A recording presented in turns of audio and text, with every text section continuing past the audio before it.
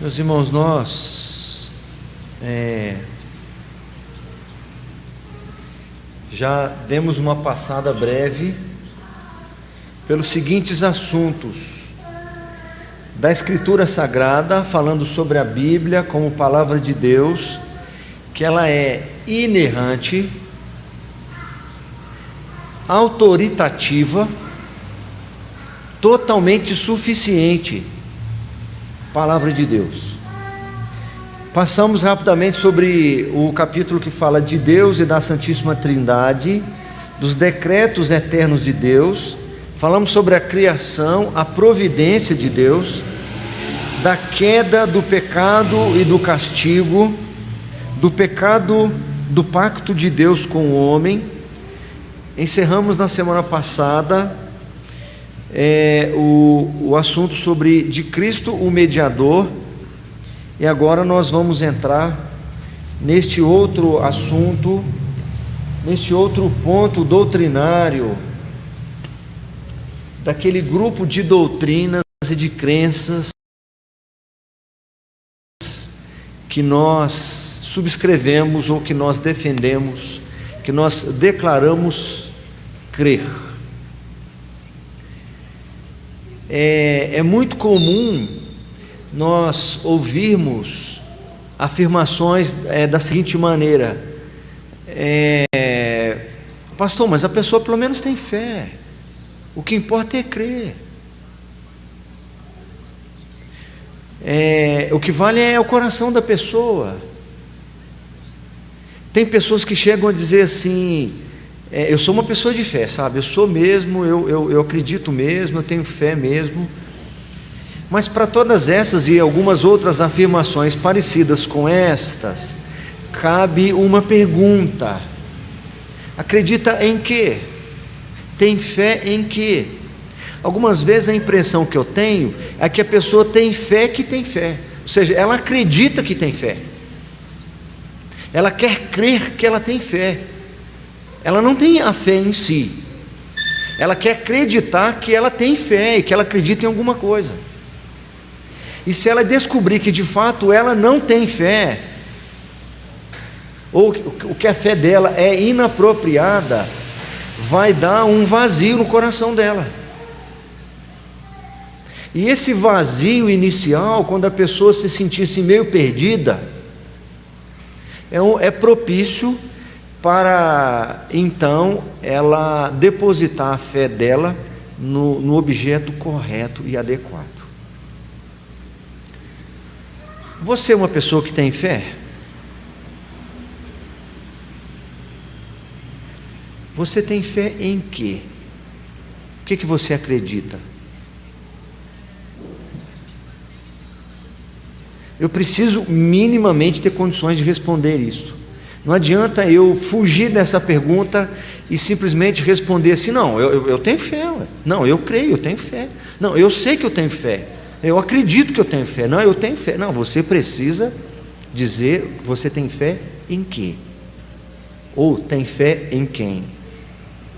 Não, eu tenho fé em Deus. Ótimo. Que Deus você tem fé? Eu tenho fé em Cristo. Mas que Cristo você tem fé? Uma maneira de nós respondermos essas perguntas é: em quem eu tenho fé, né? Ou que Deus é esse que eu tenho fé, que Cristo é esse que eu tenho fé, ou se eu tenho fé de fato, eu posso avaliar isso na vida, no dia a dia. Porque qual que é a definição de fé? Quem puder abrir para mim lá em Hebreus capítulo 11, versículo 1, esse texto não está aí no slide ainda, eu estou só na introdução por enquanto.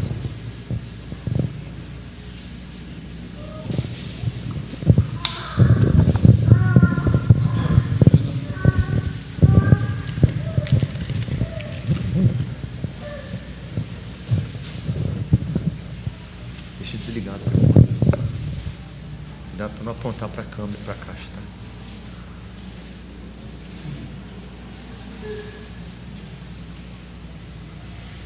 Hebreus 11, 1, quem gostaria de ler para mim, faz um sinal que a Vera. Está transmitindo já? Segura para ela. Segura. Não ouvi. Ora, a fé é a certeza de coisas que se esperam, a convicção de fatos que não se veem. Que se não veem. Então, o que é fé? Fé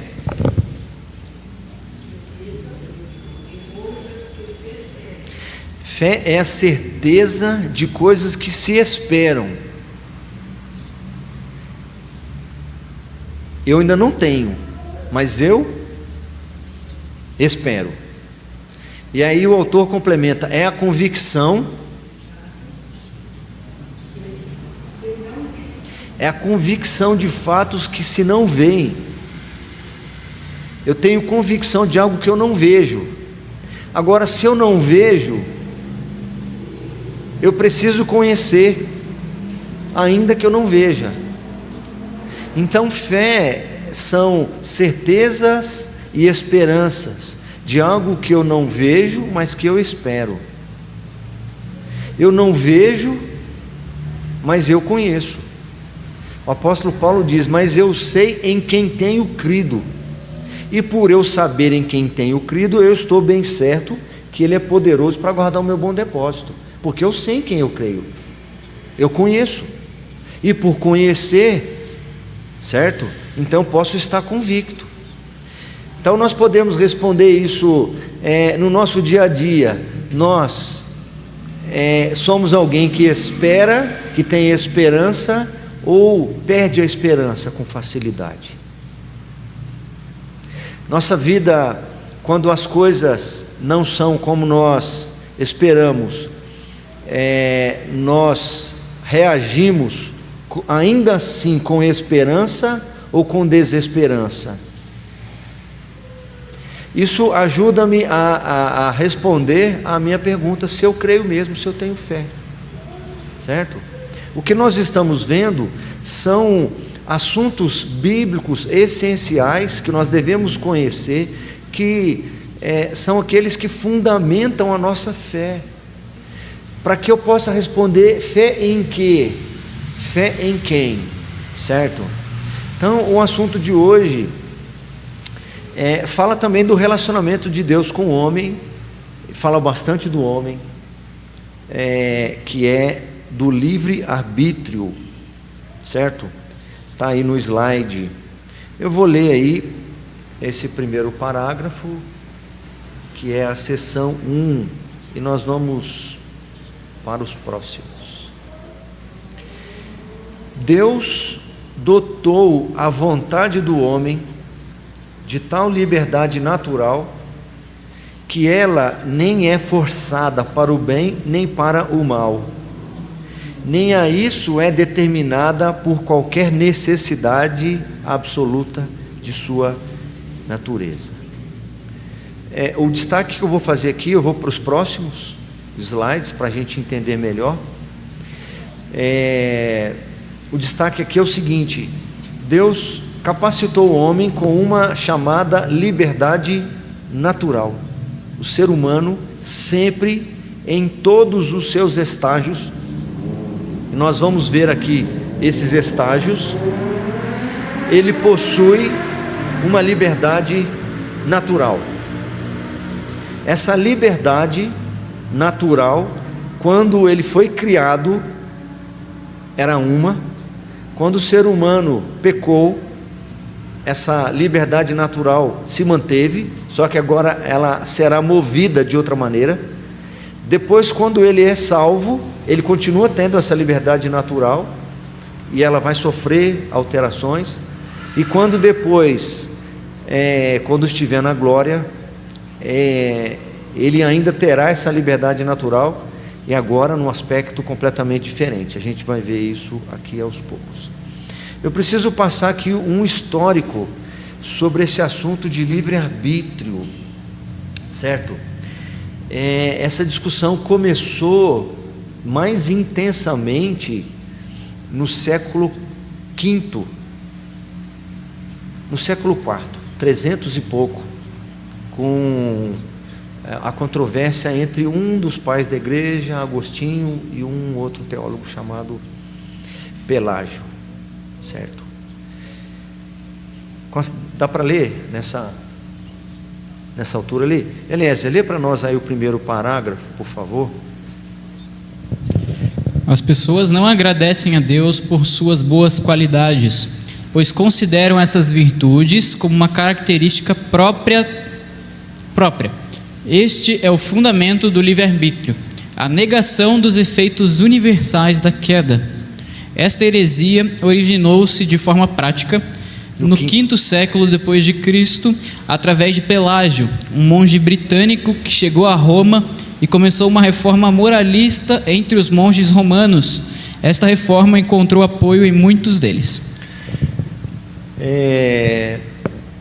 As pessoas têm dificuldade de serem agradecidas a Deus por suas ações, por suas qualidades, né, de Deus, pois eles não consideram estas virtudes, as virtudes de Deus, como sendo características próprias de Deus.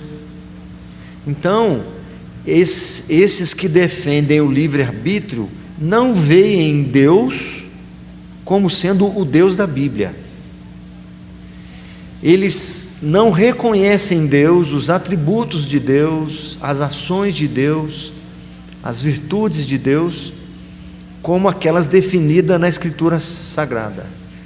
No parágrafo seguinte aí desse mesmo slide, nós encontramos ainda nesse breve histórico: a teologia de Pelágio era agradável, porque apesar de ser ofensiva a Deus e minimizar a soberania e os demais atributos de Deus, ela supervalorizava as atribuições humanas.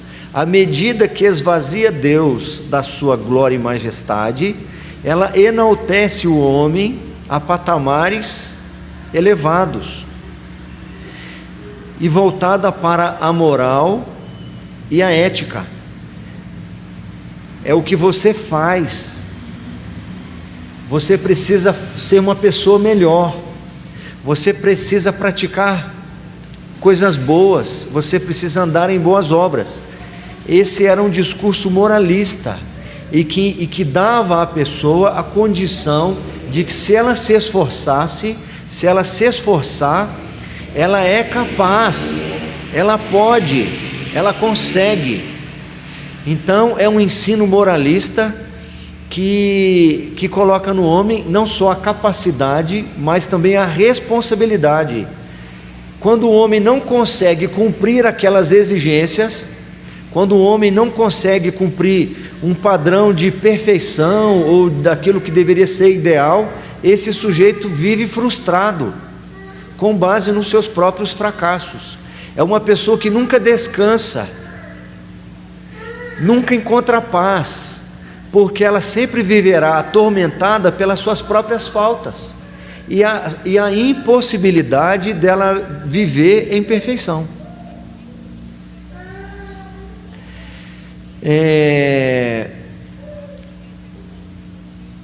Com base nestes pontos de vista, ele rejeitou todas as afirmações bíblicas a respeito da queda e da graça de Deus defendidas por Agostinho. Pelágio rejeitou a doutrina do pecado original, ou seja, aquele pecado da origem, quando Adão e Eva pecaram, na origem da vida humana, e consequentemente esse pecado se estendeu por toda a raça humana, afirmando que o homem mantinha sua capacidade de escolher o bem e o mal, mesmo depois da queda. Desta forma, Adão torna-se simplesmente um mau exemplo e Cristo apenas um bom exemplo. A salvação, de acordo com aqueles que defendem o livre-arbítrio, consiste então em afirmar que as pessoas devem simplesmente seguir o exemplo de Jesus. O que Jesus fez foi apresentar ensinos morais e éticos que, se obedecidos, a pessoa encontra a salvação. O que os homens precisam é de uma direção moral e não da justiça perfeita de Cristo. Lê, Eliezer, o próximo, por favor. Ou então, deixa a Damaris ler, você leu. Você não enxerga? Tá. Desta forma, Pelágio viu a salvação em termos naturais, tendo origem e definição no próprio homem. A teologia de Pelágio era agradável, humanista e voltada para a moral e a ética. Com base nesses pontos de vista, ele rejeitou todas as afirmações bíblicas a respeito da queda e da graça de Deus, defendidas então por Agostinho. É muito oportuno a gente estar vendo este assunto agora,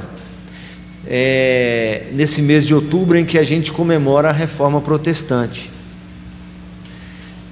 Porque um dos aspectos básicos da Reforma Protestante era usando o próprio título do movimento, Reforma Protestante, era fazer um protesto diante do que se vivia na igreja naqueles dias. E o que se vivia na igreja naqueles dias era um abandono e um afastamento da Bíblia. Mais de 1000 anos antes, 1100 anos antes, a controvérsia aqui acontecendo com Pelágio e Agostinho é exatamente uma luta entre se manter na Escritura e invenções humanas, aquilo que é mais agradável às pessoas. Se voltarmos ainda um pouco mais, então, século XVI a Reforma, voltando para o século V, Pelágio e Agostinho. Se nós voltarmos para a Bíblia, Paulo falando a Timóteo, ele diz assim na segunda carta: conjuro-te perante Deus em Cristo Jesus, prega a palavra, insta, quer seja oportuno, quer não, corrige, repreende e exorta com toda a longanimidade e doutrina, pois haverá tempos que os homens não suportarão a sã doutrina, ao contrário disso, cercar-se-ão de falsos mestres, que lhe ensinarão como lhe fazendo coceira nos ouvidos. Então, as pessoas ao longo da história, o povo de Deus corre o risco de ir se afastando da Bíblia e da palavra, e começar a cair nas teias e nas redes daqueles que ensinam parcialmente a palavra, permeado de ensinos errados. Então o sujeito os ensinos precisam ser avaliados se eles estão completamente de acordo com a Escritura, não é se tem a ver com a Escritura ou parcialmente com a Escritura. O que aconteceu nos dias da Bíblia, o que aconteceu nessa controvérsia no século V, no século XVI, acontece nos nossos dias. Tem um livro interessante chamado Reforma Hoje, muito bom, da nossa editora presbiteriana, editora Cultura Cristã, que fala que o ambiente antes da reforma, que foi necessário, que tornou o ambiente propício para a reforma, é o período que a gente vive. A Escritura também é deixada de lado, as pessoas vão para ouvir o que elas gostam de ouvir, o que elas têm vontade, certo? Deus não é aquele Senhor soberano que governa sobre todas as coisas, e nós não somos tão ruins assim, tão pecadores, certo? Nós temos algum valor e o nosso coração pode desejar coisas boas. Ah, pastor, o que vale é o coração, o que vale é a intenção. Deus está vendo o coração dela, né? Pelágio foi duramente combatido por Agostinho, que, ao contrário, seguindo a Escritura e os ensinos de Paulo, afirmava que os homens nascem com o pecado original e, à parte ou separados da graça de Deus, é impossível que qualquer pessoa busque, obedeça ou ame a Deus. O ser humano por si só jamais vai ter interesse pelas coisas divinas. Ele está preso à sua própria condição. Nós vamos ver isso. Eu dei um exemplo algumas vezes aqui na escola dominical, quando falamos de assuntos parecidos com esse, quando falamos sobre a eleição incondicional, quando falamos da perseverança dos santos, enfim. Aquele exemplo do urubu que é deixado preso por vários dias sem comer. e antes de ser solto, naturalmente faminto, se prepara ali um banquete para ele. E eu na hora sempre pergunto para as pessoas o que ela colocaria naquela mesa, né? Qual comida gostosa que ela gosta, que a gente ia colocar naquela mesa. O que, por exemplo, que nós colocaríamos lá naquela mesa? Uma comida mineira, pode ser ou não? Um feijãozinho tropeiro, né? Quem não comeu ainda não sabe como é bom, né? Aquele arrozinho branquinho, aquela couvinha refogada com alho, aquele pedacinho de carne de porco, de pernil bem temperadinho, ou uma maionese, uma macarronada, uma picanha assada, e deixa ali. Oi? Um queijinho daquele da Serra da Canastra, pãozinho de queijo tirado no forno na hora, feito em casa, né? E você, além desse banquete, você joga um pedaço de carne podre no chão e solta o urubu, e diz: urubu, você está livre. A liberdade dele está condicionada à sua própria natureza. Ele vai escolher o quê? A macarronada? Ele vai escolher a carne podre. Então, é isso que a Bíblia ensina. Qualquer um que ensina que o ser humano não é assim tão pecador, e que ele tem a liberdade de escolher Deus, ele tem a liberdade de seguir conforme a sua inclinação, como o urubu vai para a carne podre. A queda provocou uma total e não parcial corrupção na raça humana, de forma que a vontade natural do homem é totalmente cativa à sua natureza pecaminosa. Somente a graça de Deus em Cristo pode trazer o homem à salvação.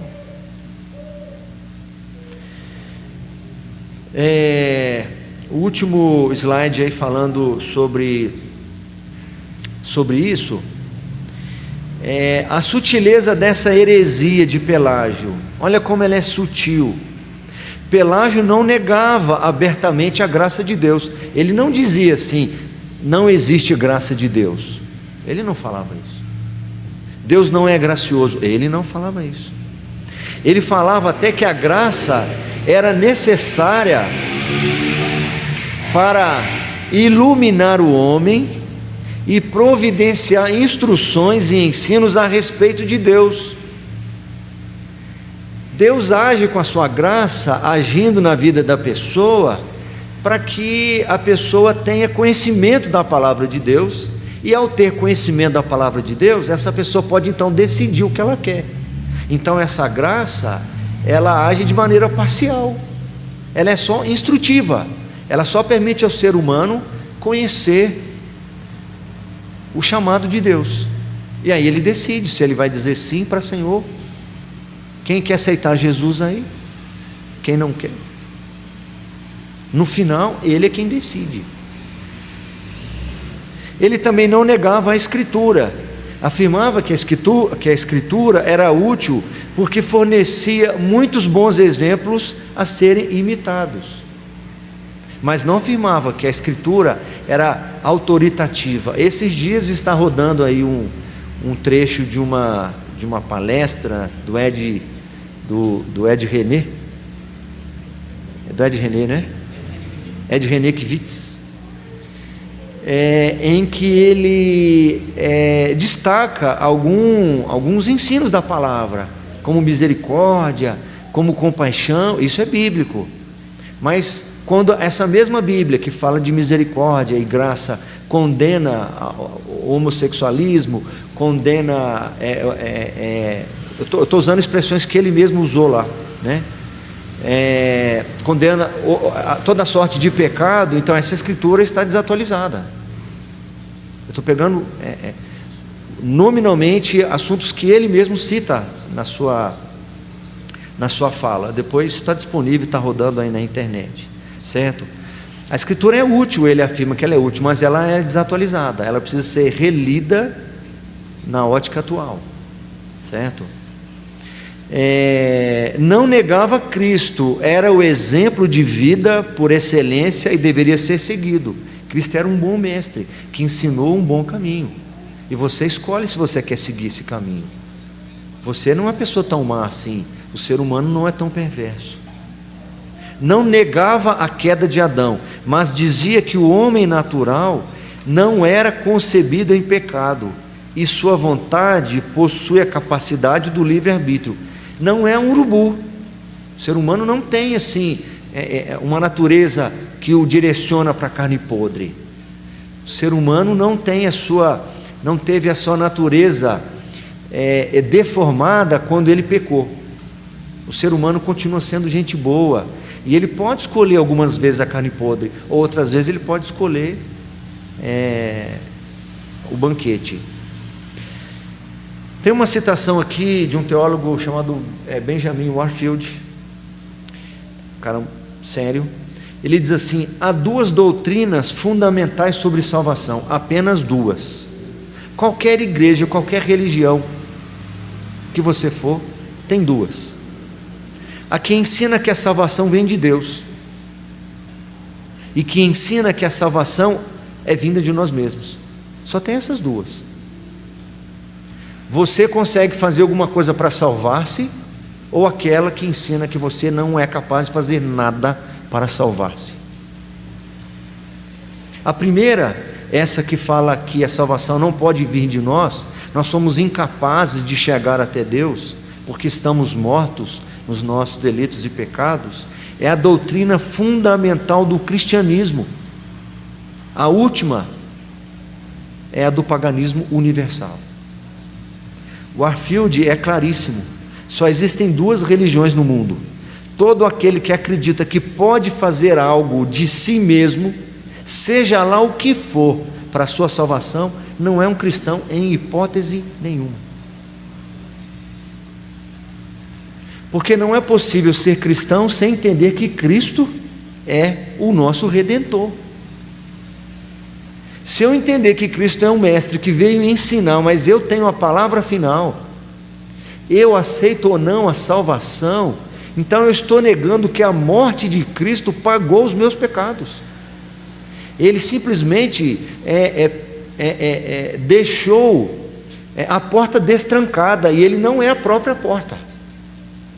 Então eu vou esvaziar a obra de Cristo, eu vou desvalorizar a obra vicária de Cristo, substitutiva de Cristo, tá certo? E dizer que ela apenas possibilita as pessoas, se quiserem, ser salvas. Então o texto que diz, quando Jesus diz: eu vim buscar e salvar o perdido, deveria então ser reescrito: eu vim tornar possível a salvação do que estava perdido. Mas ele não disse que ele veio tornar possível a salvação. Eu vim buscar. Todos os que o Pai me dá, esses vêm a mim, e os que vêm a mim, de modo nenhum os lançarei fora.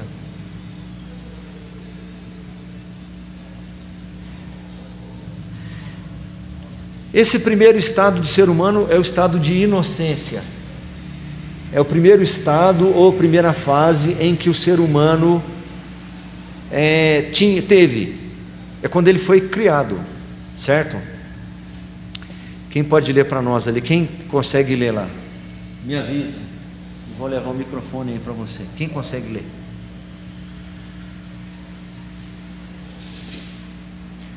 Consegue? Reinaldo. O homem, em seu estado de inocência, tinha a liberdade e o poder de querer e fazer aquilo que é bom e agradável a Deus. Gênesis 1, 26. Quem pode abrir esse texto? Quem pode? Presbítero Itamar, abre esse texto. Então, o homem em seu estado de inocência é quando ele foi criado lá no jardim do Éden. E quando falo homem, eu falo humanidade. Esse homem tinha a liberdade e o poder de querer fazer aquilo que é bom e agradável a Deus. A natureza do homem era uma natureza reta, e a sua natureza promovia que os seus desejos fossem retos. e ele tinha liberdade natural. Aquele primeiro parágrafo que eu li para os irmãos, Deus criou o homem com liberdade natural. Era a liberdade dele natural, e a natureza dele era uma natureza reta, certo? E ele tinha liberdade para que essa natureza reta se expressasse.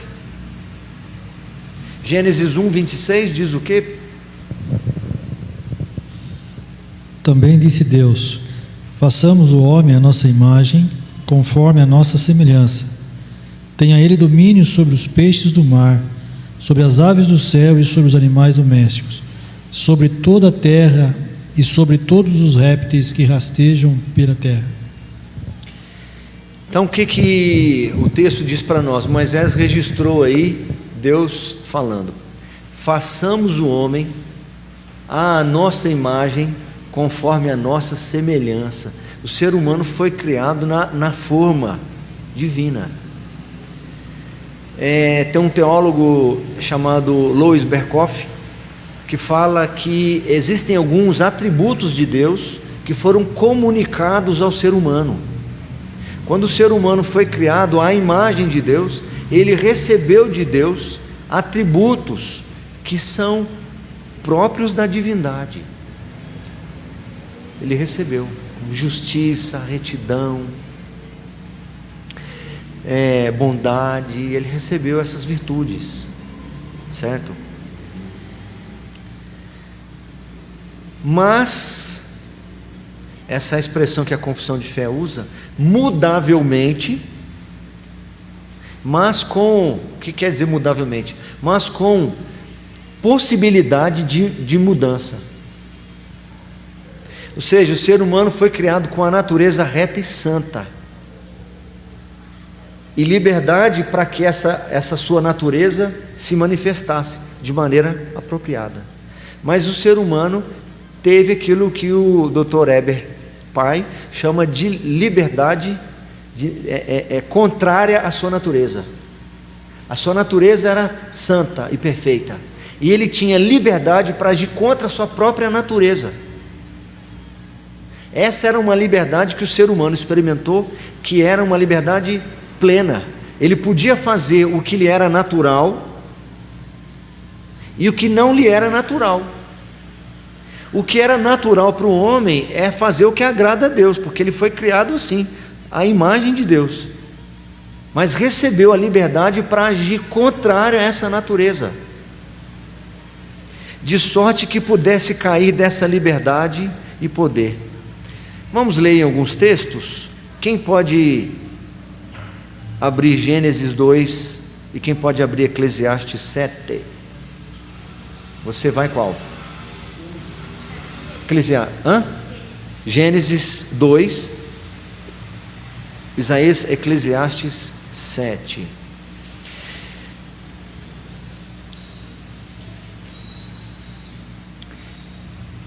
Gênesis 2, 16 e 17, pode ler, Damares, por favor. E o Senhor Deus deu esta ordem: de toda árvore dos jardins comerás livremente, mas da árvore do conhecimento do bem e do mal não comerás, porque no dia em que dela comeres, certamente morrerás. Ou seja, essa ordem que Deus está dando para o homem, de poder comer de toda a árvore do jardim, livremente, com exceção de uma delas, a árvore do conhecimento do bem e do mal. Essa ele não deveria comer, certo? Porque no dia que ele comesse, certamente ele morreria. Ele tinha liberdade para não comer e obedecer Deus e agir conforme a sua natureza, mas havia nele a liberdade para comer e assim desobedecer a Deus. Por isso que ele comeu, porque ele tinha essa liberdade para comer. Estão entendendo ou não? Nós vamos ver mais à frente que é diferente hoje, ou diferente depois que ele pecou.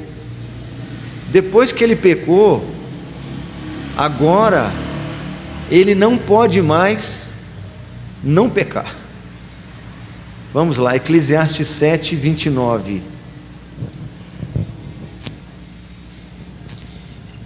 Eis o que tão somente achei, que Deus fez o homem reto, mas ele se meteu em muitas astúcias. Ótimo. Eu pulei, filha, Gênesis 2, 16, 17, e depois no capítulo 3 também. 3, 6, Vendo a mulher que a árvore era boa para se comer, agradável aos olhos, e a árvore desejável para dar entendimento, tomou-lhe o fruto e comeu, e deu também ao seu marido, e ele comeu. Certo? Ou seja, Deus disse para ele não comer, e ele comeu. Se ele fez isso porque ele tinha liberdade para fazê-lo. E no texto de Eclesiastes diz: eis o que tão somente achei, que Deus fez o homem reto. Essa era a sua natureza reta, mas com liberdade para agir contra a sua própria natureza. E ele se meteu em muitas astúcias. Do estado de inocência, que havia liberdade para fazer o que era bom, de acordo com a sua natureza, e o que era mal, contrário à sua natureza, o ser humano caiu para um outro estado, o estado de pecado. Agora a natureza do homem é outra. A gente vai precisar abrir mais alguns textos aí. Antes da gente ler, quem pode ler Romanos 5 e outro João 16? Alguém? Romanos, presbítero Itamar, João, quem vai? Reinaldo. Lê para nós, Eliezer, parágrafo. O homem, ao cair no estado de pecado, perdeu inteiramente todo o poder de vontade quanto a qualquer bem espiritual que acompanhe a salvação. Ou seja, a natureza do homem sofreu com a queda, a ponto dessa natureza agora era uma natureza reta, agora é uma natureza torta. O ser humano agora perdeu inteiramente toda a capacidade de fazer qualquer bem espiritual que promova a sua salvação. Espiritualmente, o ser humano morreu, perdeu a sua sensibilidade espiritual, sensibilidade de ouvir a palavra, de sentir a palavra, de sequer desejar as coisas de Deus. Romanos capítulo 5, verso 6, presbítero Itamar. Porque Cristo, quando nós ainda éramos fracos, morreu a seu tempo pelos ímpios. Agora, o capítulo 8, versos 7 e 8. Por isso, o pendor da carne dá para a morte, mas o do Espírito para a vida e paz. O capítulo 8, 7 e 8. 7, né? 7 e 8, ali o 6. Por isso, o pendor da carne é inimizade contra Deus, pois não está sujeito à lei de Deus, nem mesmo pode estar. Portanto, os que estão na carne não podem agradar a Deus. Por isso, o pendor da carne, quando ele diz carne aqui, ele está falando natureza pecaminosa. Por isso, o pendor da carne é inimizade contra Deus. O ser humano, depois da queda, tornou-se o que em relação a Deus? O que? Inimigo de Deus. Adão e Eva, que conviviam com Deus no relacionamento, a partir do momento que pecaram, eles agora se tornaram inimigos de Deus, pois não está sujeito à lei de Deus, nem mesmo pode estar, certo? Agora, outro texto é de João 15, verso 5. Eu sou a videira, vós os ramos. Quem permanece em mim e eu nele, esse dá muito fruto, porque sem mim nada podeis fazer. Exatamente. Sem Jesus não é possível ter vida. O ser humano está morto sem Jesus.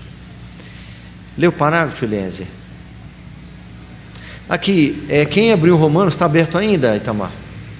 Mantenha lá, porque a gente vai precisar. João está aberto em João ainda? Fica lá em João. Quem pode abrir Efésios 2? Efésios 2. Mais gente. Efésios. Não é para ler ainda, só faz o sinal para mim, depois você vai ter tempo de abrir. Presbítero Enio, Efésios. Faz o sinal para mim. Quem pode abrir o próximo, que é Colossenses? Isaías. Quem pode abrir para mim 1 aos Coríntios? Tito, quem pode abrir Tito? Tá fácil aí, gente, pode olhar no índice, não tem problema. Vera, abre Tito. Então vamos lá. O homem, ao cair no estado de pecado, de sorte que um homem natural, inteiramente avesso a esse bem e morto no pecado, é incapaz de, pelo seu próprio poder, converter-se ou mesmo preparar-se para isso. Certo? Então, depois da queda, o ser humano nesse estado de pecado, que é o homem natural, quando a gente diz homem natural, ele é o oposto do homem espiritual. O homem natural é esse que, a partir de Adão, a partir do pecado de Adão, está nesse estado de pecado. Ele é inteiramente avesso a todo o bem. Romanos 3:9. Que se conclui? Temos nós qualquer vantagem? Não, de forma nenhuma, pois já temos demonstrado que todos, tanto judeus como gregos, estão debaixo do pecado. O apóstolo Paulo faz uma pergunta retórica: que se conclui, temos nós qualquer vantagem? Ele mesmo responde: não, de maneira nenhuma, porque todos, tanto judeus quanto gregos, estão debaixo do pecado.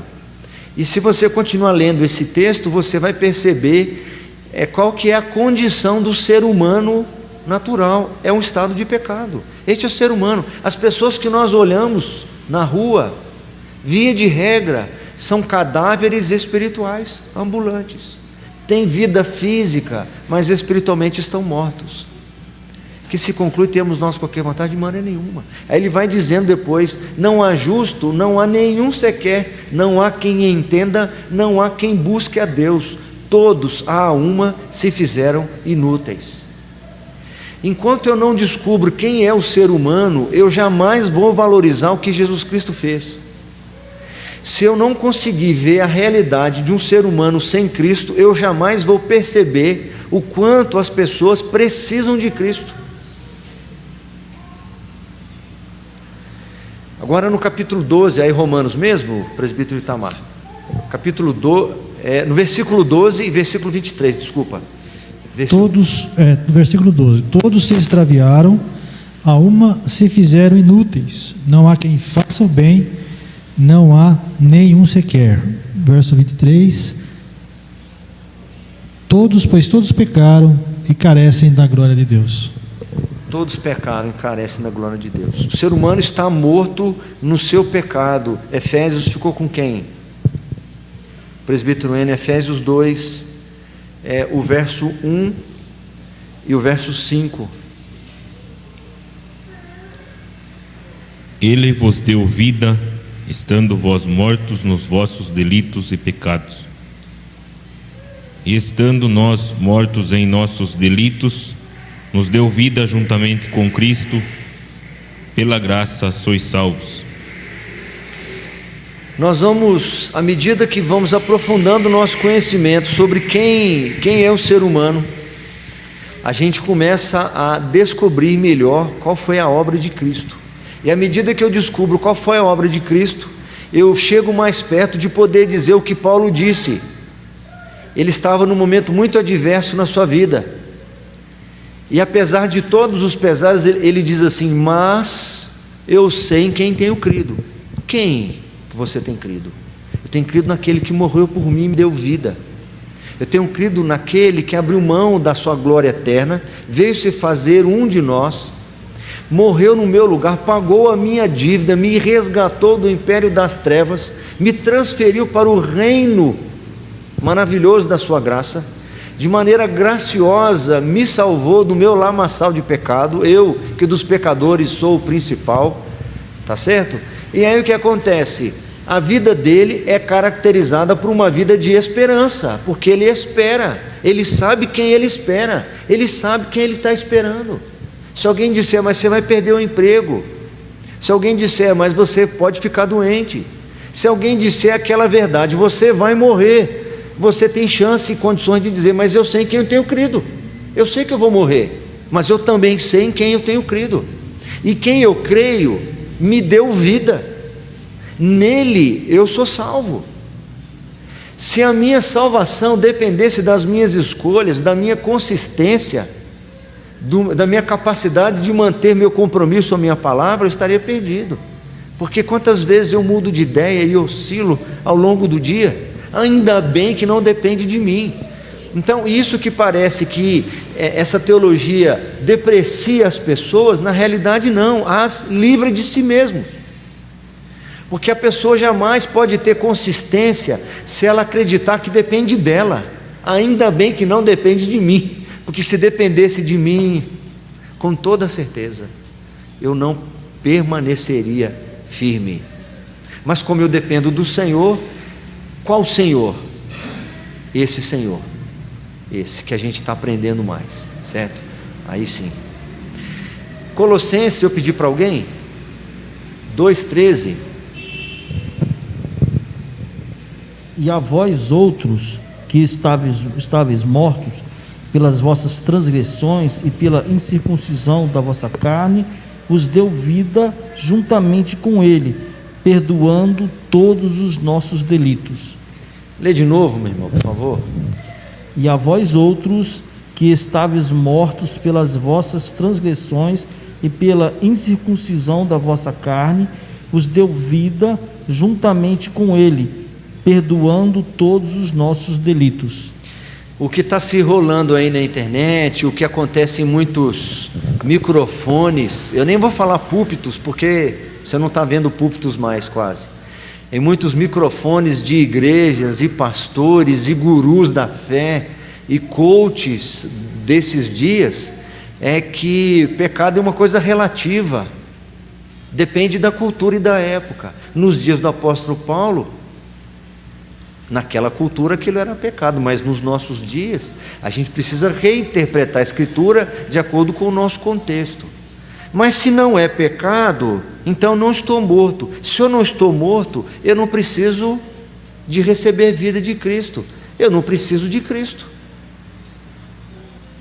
Agora, se eu reconheço que nasci em pecado e em iniquidade me concebeu minha mãe, que além de já ter nascido pecador, eu compulsivamente venho os praticando ao longo da vida, e que a Bíblia ensina que o salário do pecado é a morte, e que então, consequentemente, eu estou morto, e um morto não pode fazer nada por si mesmo, então eu vou reconhecer que eu preciso de ajuda e de socorro, e então vai fazer sentido a palavra do Senhor na minha vida, certo?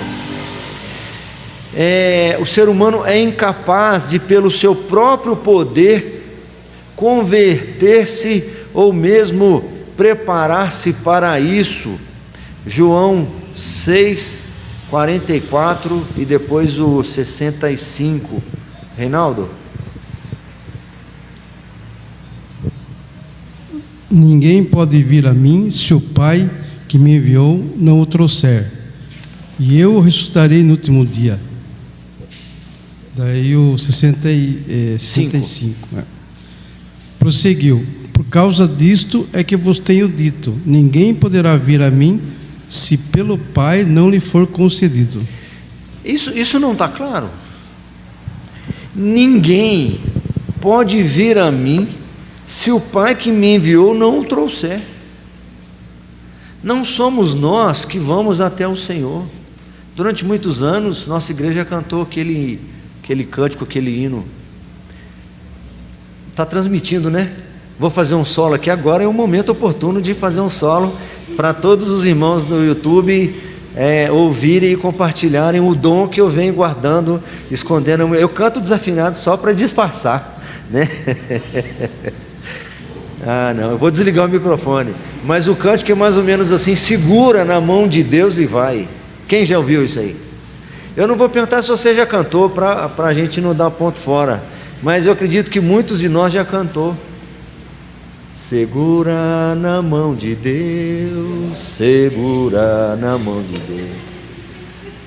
Ninguém é capaz de segurar, ninguém é capaz de ir, ninguém é capaz de se achegar ao Senhor. Ninguém. Jesus que está dizendo isso. Como que eu posso reinterpretar esse texto? Meu filho não pode ir ao Senhor. Minha esposa, meus pais, as pessoas que eu mais amo não podem ir ao Senhor.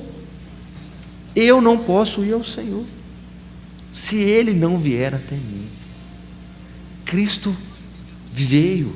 É por isso que é chamado de o Emanuel, que quer dizer Deus conosco. Agora, se nós pudéssemos ir até Ele, haveria então necessidade dele vir? Não precisaria vir. Nós lemos agora João, né? Foi o Naldinho que leu. 1 aos Coríntios. Esses textos estão todos apontados aí no slide. Quem está em casa pode acompanhar. Eu não os transcrevi.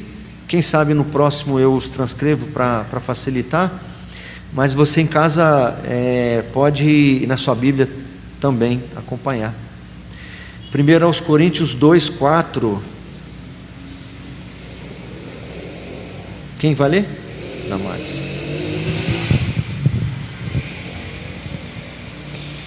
Ora, o homem natural não aceita as coisas do Espírito de Deus, porque lhes são loucura, e não podem atendê-las porque elas se discernem espiritualmente. O homem natural significa nesse estado de pecado que você está vendo aí no slide. É o estado em que o ser humano se encontra a partir da queda de Adão. Certo? Esse homem natural não aceita as coisas do Espírito. É por isso que qualquer religião é aceita em qualquer lugar, menos o cristianismo. Qualquer religião que diga que o ser humano é apto, é capaz, é bem aceita.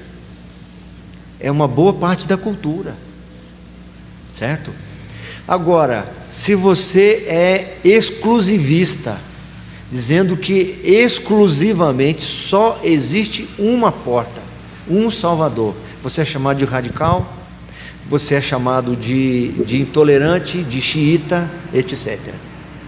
Agora imagina uma conversa entre duas pessoas. Uma delas diz assim: todos os caminhos levam a Deus. Já ouviram frases como esta? Já ouviram ou não? Todos os caminhos levam a Deus. E do outro lado, a outra pessoa diz assim: não, eu acredito que só um caminho leva a Deus, que é Jesus Cristo. De maneira lógica, não vamos falar de acordo com a nossa fé, vamos falar de acordo com a lógica. Qual que é mais vantagem? Qual que seria melhor? A melhor escolha. Antes que você responda que é mais vantagem o que está dizendo que todos os caminhos levam a Deus, eu vou dar alguns dados para você.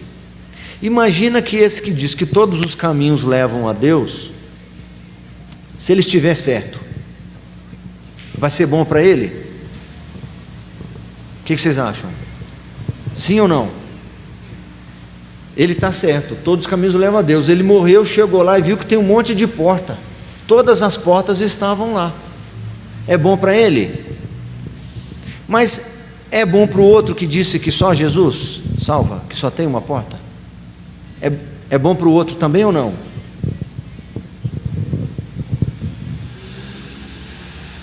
Estão entendendo? Um diz que todos os caminhos levam a Deus.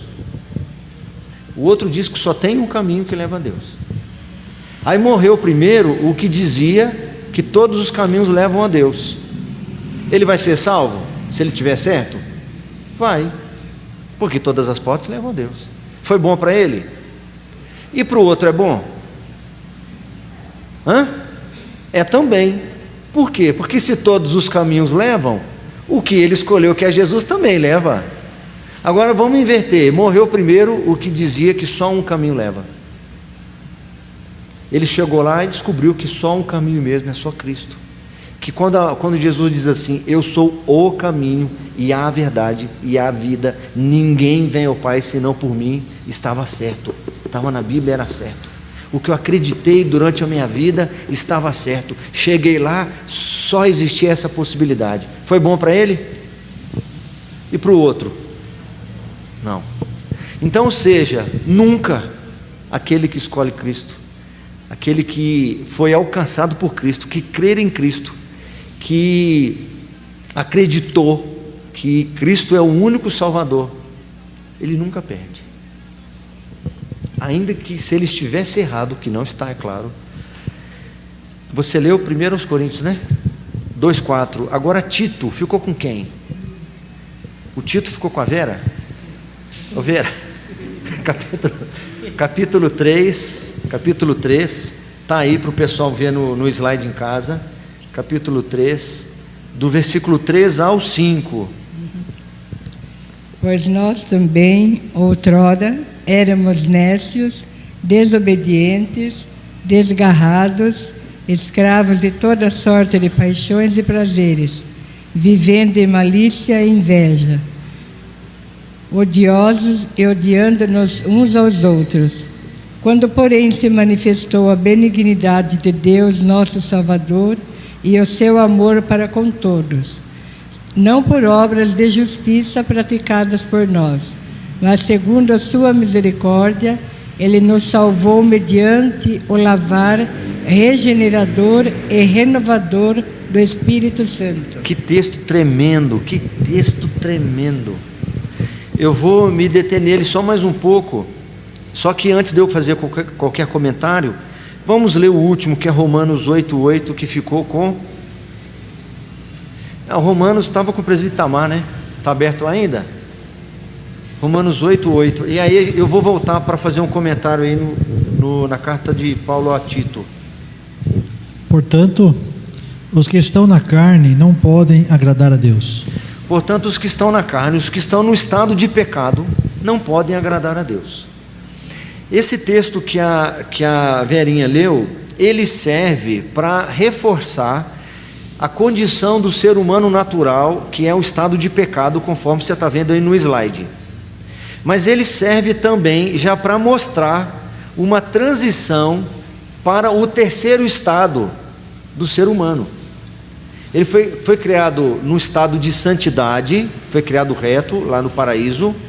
Quando pecaram, caíram no estado de pecado, de pecaminosidade, e agora eles experimentam, quando são alcançados por Cristo, no estado da graça, certo?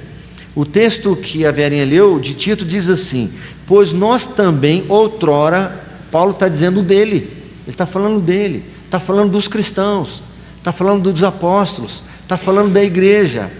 Pois nós também outrora éramos nécios, ou seja, tolos, imprudentes, desobedientes, desgarrados, escravos de toda a sorte de paixões e prazeres.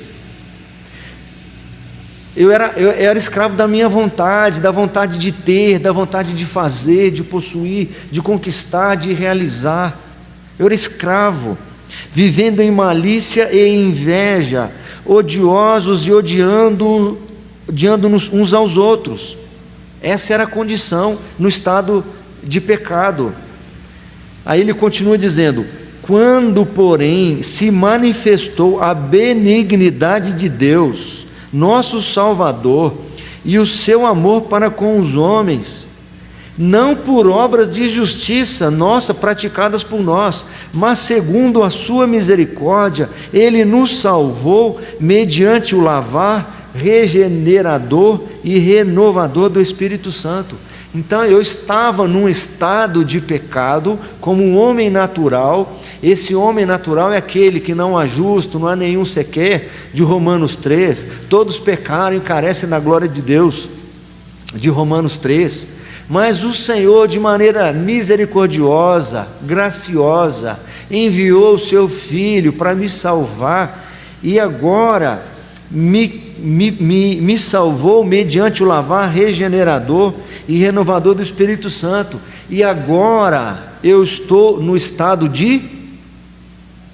Ninguém vai falar São Paulo, por favor. Estou no estado de... Está ali na tela, ó. Põe na tela aí para o pessoal também. No estado de graça. Estou no estado de graça agora. Olha só esse parágrafo, Eliezer. Cadê o Eliezer? Lê para nós aí, filho. Quando Deus converte um pecador e o transfere para o estado de graça, Ele o liberta de sua natural escravidão ao pecado, e somente por sua graça o habilita a querer e a fazer com toda liberdade o que é espiritualmente bom. Quando Deus converte um pecador, então, a não ser que seja um lapso da minha parte, se eu disser assim, quando eu me converti, leia-se, quando o Senhor me alcançou e me converteu. Eu não sou o agente dessa ação. O morto pode mudar de direção. Me lembro de uma história que eu vi há muitos anos atrás, há quase uns 30 anos atrás. Eu lembro de quase nada mais, assim, dos nomes. Um pastor, que eu sabia o nome, mas eu não me lembro mais, estava fazendo um funeral, e é comum em funeral ter bêbado, né? Sempre perto de cemitério tem um barzinho, sempre tem gente que, para encarar a morte, tem que ir depois de tomar umas e outras. E à medida que o pastor estava fazendo a cerimônia fúnebre, ele começava, o bebum ficava falando junto com ele. Ele parava de falar, o sujeito ficava quieto. Ele começava a falar, o sujeito falava junto com ele. E sem esses recursos de microfone, de nada, né? Até que o pastor teve uma ideia. Ele chegou perto do defunto e começou a conversar com o defunto. O bêbado falou assim: não é possível, eu que bebi, ele que está ficando louco, ele está conversando com o defunto. Ô reverendo, você não está vendo que esse homem está morto? Ele não pode te ouvir. Aí o pastor aproveitou: essa é a sua condição diante de Deus. Espiritualmente você está morto para as coisas do Senhor. Você não consegue ouvir a voz do Senhor, porque a voz do Senhor só pode se discernir espiritualmente. Você precisa de uma outra vida, de uma vida nova, nascer de novo, para você poder ouvir o Senhor. E é assim mesmo. Se olha um cadáver que todos nós aqui já vimos, ele não recebe, ele não tem nenhuma reação a nenhum estímulo. Você pode dar um choque nele que ele não vai fazer nada. Ele não sente cócega, não sente dor, porque ele está morto fisicamente. Assim é a condição do ser humano sem Cristo. Então, porque Cristo morreu por ele, então o Espírito Santo agora pode agir nele, porque ele era inimigo, mas ele não é agora mais, agora ele é amigo.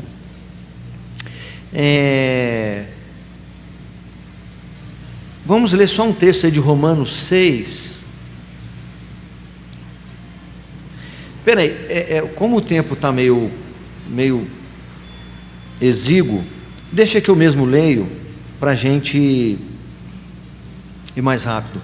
Colossenses 1,13 diz assim, esse texto tem que marcar na Bíblia. Eu estou com a Bíblia nova, não sei se eu já marquei nessa, mas esse versículo você precisa marcar na sua Bíblia.